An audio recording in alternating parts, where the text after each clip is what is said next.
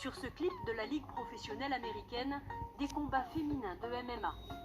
Des compétitions jugées trop violentes et interdites en France qui font pourtant de plus en plus d'adeptes.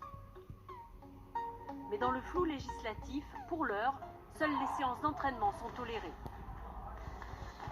Le MMA, une activité comme une autre, c'est ce qu'affirment les pratiquants de ce club de Marseille. Une discipline complète qui allie tous les arts martiaux pour l'autodéfense comme pour le loisir. Ils me proposent 3-4 combats déjà. La Chine, le Japon et la Belgique. Nous avons rencontré Samantha, ex-championne du monde de kickboxing, aujourd'hui moniteur de MMA et compétitrice. Cette jeune maman a décidé de créer une section 100% féminine. Et toi, tu viendras voir maman boxer aussi, hein? Son combat personnel, les violences faites aux femmes. Samantha affirme que le MMA peut aider à se sentir plus forte pour affronter la vie. J'ai été confrontée dans mon enfance à des situations de violence et je ne veux pas que ça se reproduise ni dans mon cadre de vie aujourd'hui. Donc, et même pour ces femmes, je veux vraiment qu'elles arrivent à dépasser et à surmonter ces situations difficiles de violence par rapport à leurs conjoints, dans le travail, ça se passe partout. Même ça peut arriver en sortant du métro ou une attaque ou autre chose. Donc de nos jours, c'est vraiment quelque chose qui peut être physique mais aussi moral.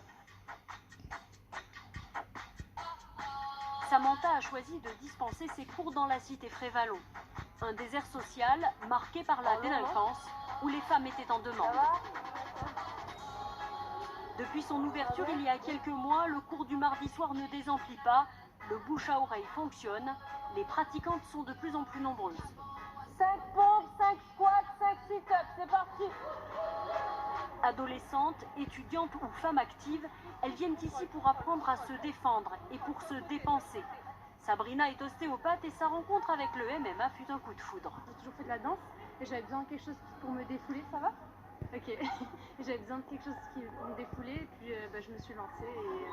Et ce qui me plaît, c'est qu'on touche à tout en fait. Ça peut être c'est de la boxe, c'est du sol, il y a de tout. C'est génial. Une discipline violente, dangereuse, à vrai dire, rien ne les choque, même si les corps à corps sont plutôt physiques. C'est beaucoup plus compliqué que du pied-point en fait. Il y a des multitudes de situations au sol.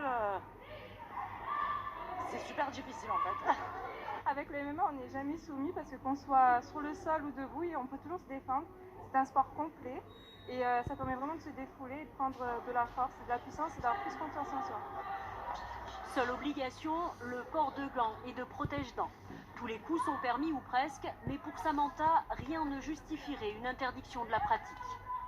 Forcément, il y a des coups portés au sol, mais il y a toujours un arbitre, des mesures de sécurité et surtout, même s'il y a un KO, l'arbitre il arrête bien avant qu'il y ait quelque chose de dramatique. Donc dans le cadre de notre discipline, si l'apprentissage et la pédagogie est bonne, il n'y a aucun souci.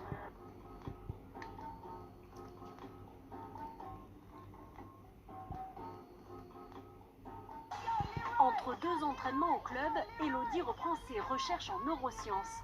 Mais elle a décidé de se lancer un nouveau défi, la compétition. Alors son sac de sport n'est jamais très loin de sa thèse et son sac de voyage toujours prêt.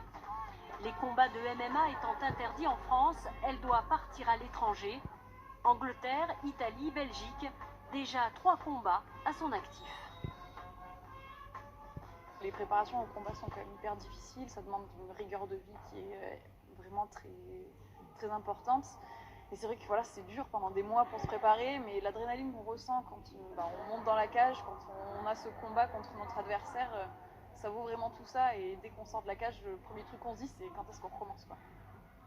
La cage, le fameux octogone qui fait débat. On la découvre ici sur les images du dernier combat d'Elodie. En fait, j'étais trop en arrière, je pense, pour pouvoir projeter. Décrite par ses détracteurs comme effrayante ou encore digne des jeux du cirque, la cage est pour les compétiteurs un atout sécurité. C'est assez impressionnant. Après, en avoir peur, non, parce que c'est très très bien protégé. Et justement, le fait d'être dans une cage, ça permet de ne pas tomber ou de chuter à l'extérieur comme ça se passe au niveau des rings. Pour les filles de Frévalon, la légalisation permettrait surtout d'éviter l'émergence de combats clandestins. Et puis, elle caresse aussi l'espoir de combattre un jour sur le sol français.